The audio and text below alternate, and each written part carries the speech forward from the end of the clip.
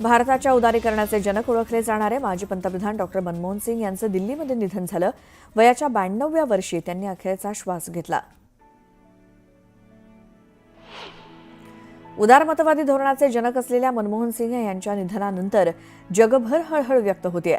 श्वसनाचा त्रास होत असल्यामुळे मनमोहन सिंग यांना दिल्लीच्या एम्स रुग्णालयात दाखल करण्यात आलं होतं. उपचारादरम्यान त्यांचं निधन झालंय. डॉक्टर मनमोहन सिंग यांच्या निधनानंतर 7 दिवसांचा राष्ट्रीय दुखवटा जाहीर करण्यात आलाय. डॉक्टर मनमोहन सिंग यांच्या निधनानंतर देशातील विविध स्तरातून शोक व्यक्त होतोय. माजी पंतप्रधान डॉक्टर मनमोहन सिंगजी यांच्या निधनाचं वृत्त अत्यंत दुःखद आहे. दुःखाच्या या काळात त्यांचं कुटुंब आणि नातेवाईकांसोबत मी संवेदना व्यक्त करतो, अशी भावना केंद्रीय गृहमंत्री अमित शहांनी व्यक्त केली.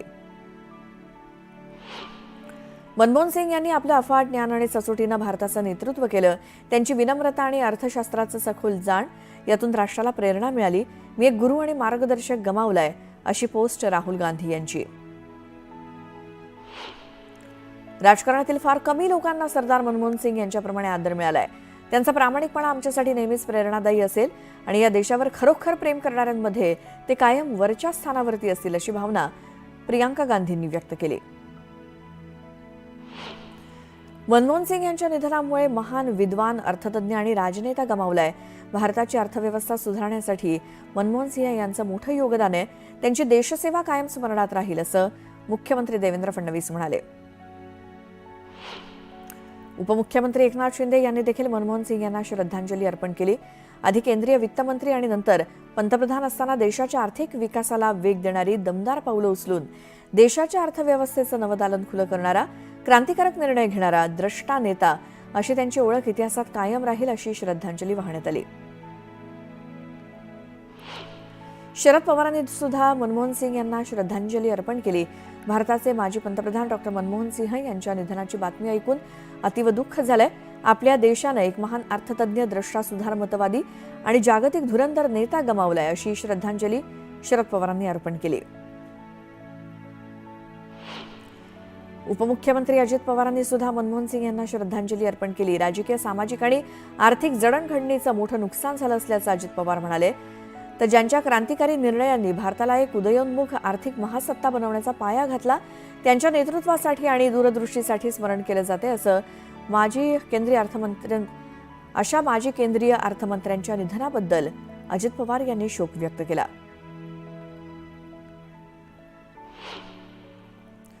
खासदार सुप्रिया सुळे यांनी देखील मनमोहन सिंग यांच्या निधनाबद्दल दुःख व्यक्त केलं. ऐकूयात. खूपच म्हणजे मी मनापासून आमच्या कुटुंबा, पक्ष सगळ्यांच्या तर्फे, महाराष्ट्राच्या वतीने मनमोहन सिंगजींना आदरांजली आणि श्रद्धांजली अर्पण करते. या देशाचा नाही, एक ग्लोबल लीडर म्हणून त्यांच्याकडे जगाने पाहिलेलं आहे. आणि फाईन इकॉनॉमिस्ट, म्हणजे ओबामाजींनी, प्रेसिडेंट ओबामाही त्यांना स्वतःचा गुरु मानायचे इकॉनॉमीच्या बाबतीत. त्याच्यामुळे खूप खूप मोठा नेता, शून्यातून विश्व उभं केलं आणि एक अतिशय दबक्या आवाजात, हळू आवाजात पण असर्टिव्ह लिडरशिप, एक खूप मॉडर्न या देशाचा नेता, ज्यांनी इकॉनॉमी ओपन अप केली त्या काळामध्ये. खूप म्हणजे भारतात जे आता आपल्याला मोठे बदल दिसत आहेत, याची सुरुवात डॉक्टर मनमोहन सिंग साहेबांनी केली. आणि माझं भाग्य की त्यांना जवळून पाहायची मला संधी मिळाली. 5 वर्ष UPA 2च्या काळामध्ये प्रधानमंत्री म्हणून मला हाऊसमध्ये, आणि ते हाऊसमध्ये खूप वेळा यायचे. त्याच्यामुळे त्यांचं भाषण, काम करायची पद्धत आम्ही खूप जवळून पाहिलेली. आणि आज खूप इट्स हार्ट ब्रेकिंग. आणि आमच्या दोन्ही कुटुंबाचे फार जवळचे संबंध, कारण मी आदरणीय पवारसाहेबांना आणि मनमोहन सिंगजींना भेटले की नेहमी चिडवायचे की तुम्ही आमच्याशी बोलता त्याच्यापेक्षा दोघं एकामेकाशी जास्त बोलतात. त्या काळात 5-6 वेळा आठवड्यातून ते दोघं भेटायचे एकामेकाला.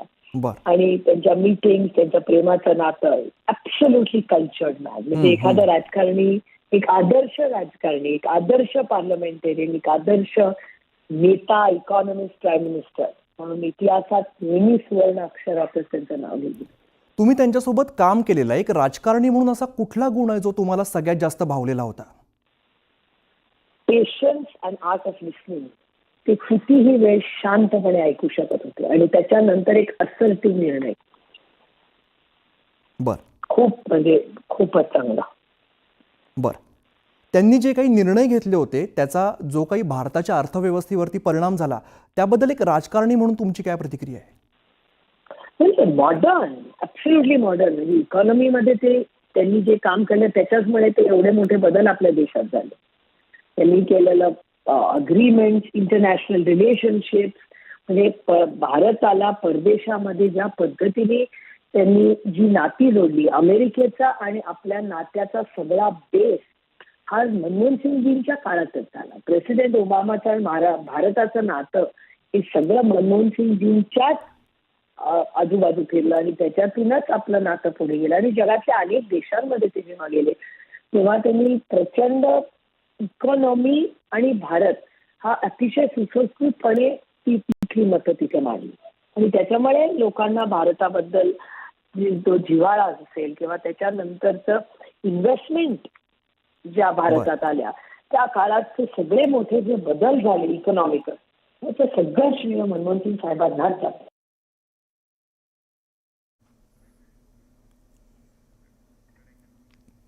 आणि यानंतर या बुलेटिनमध्ये बघूयात गावाकडच्या 50 बातम्या. बारवेच्या जांभूळ जलशुद्धीकरण केंद्रात दुरुस्ती केली जाणार आहे, त्यामुळे आज रात्री 12 वाजेपर्यंत पाणी पुरवठा बंद असेल. परिणामी इथून पाणी पुरवठा केल्या जाणाऱ्या शहरांना पाणी पुरवठा केला जाणार नाही.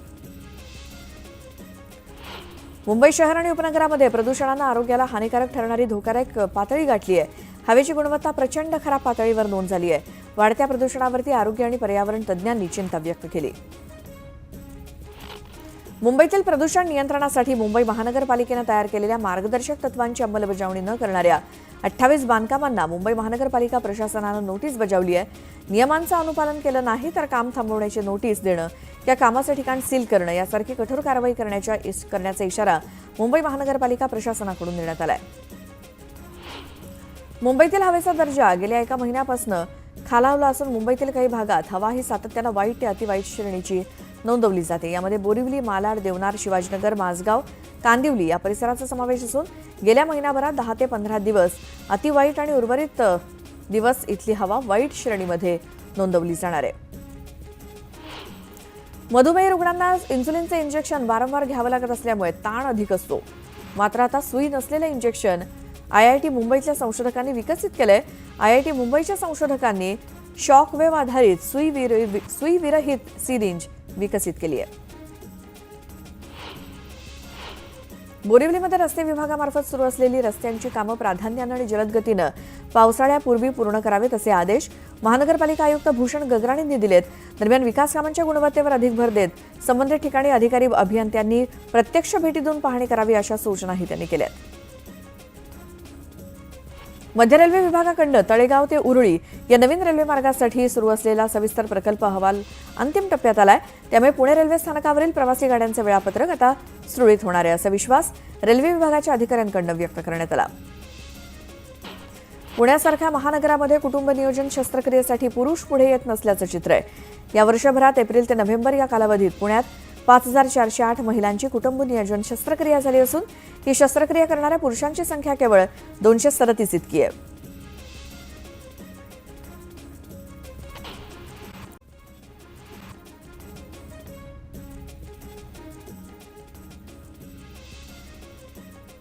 वाशिमच्या मानोऱ्यामध्ये सकल मराठा समाजाकडून मानोरच्या तहसीलदारांना निवेदन देण्यात आलं. संतोष देशमुख हत्या प्रकरणातील आरोपींवरती कारवाई करण्याची मागणी निवेदनातून करण्यात आली आहे. छत्रपती संभाजीनगरमध्ये जिल्हाधिकारी दिलीप स्वामी यांनी सिल्लोड आणि सोयगाव तालुक्यातील मुख्याध्यापकांसोबत बैठक घेतली. विद्यार्थ्यांना गुणवत्तापूर्ण शिक्षण पुरवण्याच्या हेतूनं छत्रपती संभाजीनगरमध्ये दशसूत्री कार्यक्रम राबवला जाणार आहे. या पार्श्वभूमीवर ही बैठक झाली.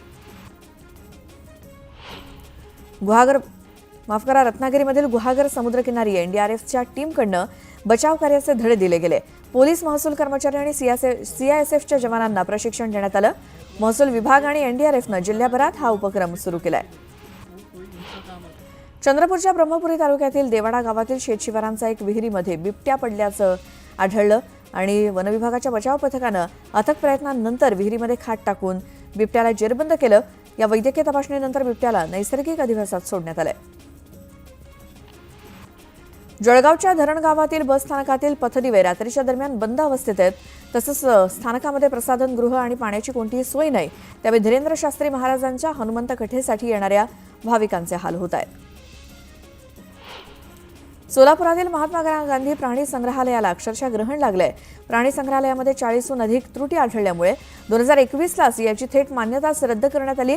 मात्र हे संग्रहालय वन्यप्रेमींसाठी बंद असलं तरी त्यात 4 बिबटे, 100हून अधिक हरणांच्या प्रजाती, 10 माकडं, 14 मगरी आणि 2 मोर आहेत. पालघरच्या डहाणूमध्ये रस्ता रुंदीकरणाचं काम हाती घेण्यात आलंय. या कामादरम्यान तिवरांच्या झाडांची कत्तल करण्यात आल्याचा धक्कादायक प्रकार समोर आलाय. दरम्यान संबंधित अधिकाऱ्यांवरती सदोष मनुष्यवधाचा गुन्हा दाखल करण्यात यावा अशी मागणी आमदार विनोद निकोलेंनी केली.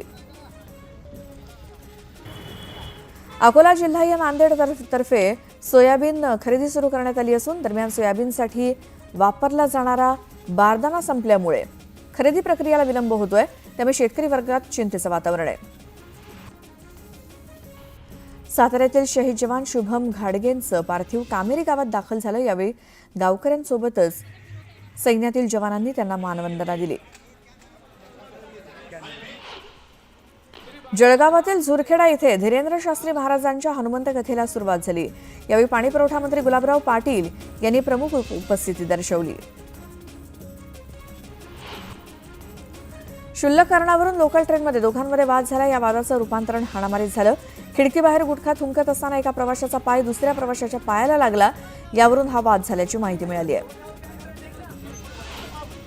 राजगुरुनगरमधील 2 चिमुकल्या मुलींच्या मारेकऱ्याला फाशीची शिक्षा द्यावी या मागणीसाठी नातेवाईक आणि आंदोलकांचं 9 तासांपासून आंदोलन सुरू होतं. खेडच्या तहसीलदार ज्योती देवरे यांनी आंदोलकांच्या मागण्या मान्य केल्यानंतर आंदोलन मागे घेत पीडित मुलींवर अंत्यसंस्कार करण्यात आले. रेल्वे क्रॉसिंग गेट ओलांडताना एसटी बस अचानक बंद पडली. त्यामुळे प्रवाशांची घाबरगुंडी उडाली.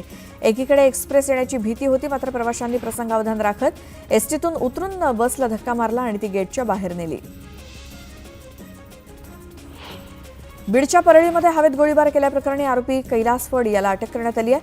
परळी शहर पोलिसांनी कारवाई केली. कैलास फडला 1 दिवसाची पोलीस कोठडी सुनावण्यात आली होती.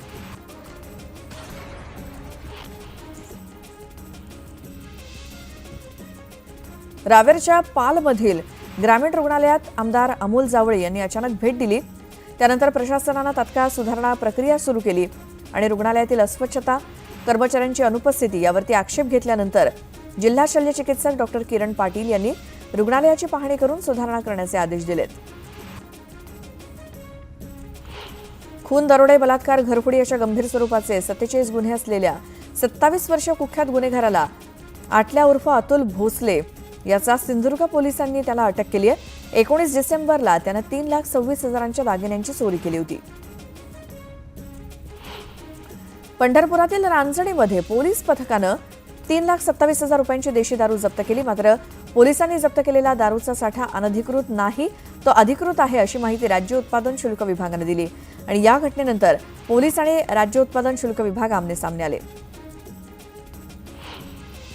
अकोल्यामध्ये एका खासगी बसचा अपघात झाला. बस चालकाचा तोल गेल्यामुळे बाळापूर शहराजवळच्या भिकुंड नदीमध्ये ही बस कोसळली. बसमधील 49 प्रवाशांपैकी 5 ते 6 प्रवासी किरकोळ जखमी झालेत. घटनास्थळी बचाव कार्य सुरू आहे. राज्याच्या सर्वांगीण विकासासाठी आणि प्रगतीसाठी प्रत्येक खात्यानं 100 दिवसांचा कृती आराखडा तयार करून ठोस कामगिरी करण्याचे निर्देश मुख्यमंत्री देवेंद्र फडणवीस यांनी गुरुवारी दिले. या आराखड्यामध्ये लोककेंद्रित आणि तंत्रज्ञानाच्या माध्यमातून जनतेला लाभ मिळणाऱ्या योजना इत्यादींचा समावेश असावा अशी राज्याचं नाव देशामध्ये अग्रेसर करावं किंवा असावं असा दृष्टिकोन असावा असं फडणवीसांनी स्पष्ट केलं. जालन्यामध्ये महायुतीत राजकीय कुस्ती सुरू झाली आहे. कारण निवडणुकीचे बिगुल वाजण्याआधीच भाजप आणि शिवसेनेच्या 2 बड्या नेत्यांनी महापौर पदावरती दावा केलाय. शिवसेनेचे आमदार अर्जुन खोतकर यांनी जालन्यात महापौर शिवसेनेचाच होणार असं म्हटलं, तर भाजपचे ज्येष्ठ नेते रावसाहेब दानवे यांनी जालन्यात भाजपचाच महापौर होईल असं म्हटलंय. महाराष्ट्रात झालेल्या विधानसभा निवडणुकीत मोठी गडबड केली गेली. मतदार यादीमध्ये फेरबदल करून 118 मतदारसंघात 72 लाख मतदारांचा समावेश केला गेला आणि या 118 पैकी 102 मतदारसंघामध्ये भाजप उमेदवार विजयी झालेत असा गंभीर आरोप लोकसभेतील विरोधी पक्षनेते राहुल गांधींनी निवडणूक आयोगावर केलाय. काँग्रेस पक्ष येत्या 26 जानेवारीपासून देशभरात संविधान बचाव पदयात्रा काढणार आहे. याबाबत माहिती देताना काँग्रेसचे सरचिटणीस वेणुगोपाल म्हणाले की पहिला महात्मा गांधींवरती आणि दुसरा राजकीय प्रस्तावावरती काँग्रेस 2025 मध्ये संघटनात्मक सुधारणा कार्यक्रम सुरू करणार असून प्रत्येक स्तरावरील नेत्यांची क्षमता कसून तपासली जाईल. लोकसभा निवडणुकीचा निकाल 4 जूनला लागला, पण आता तब्बल 6 महिन्यांनंतर निवडणूक आयोगानं लोकसभा निवडणुकीची मतदानाची टक्केवारी जाहीर केली. ही आकडेवारी जाहीर करण्यासाठी 6 महिन्यांचा कालावधी का लागला असा सवाल विचारला जात असून शंका देखील उपस्थित केली जाते.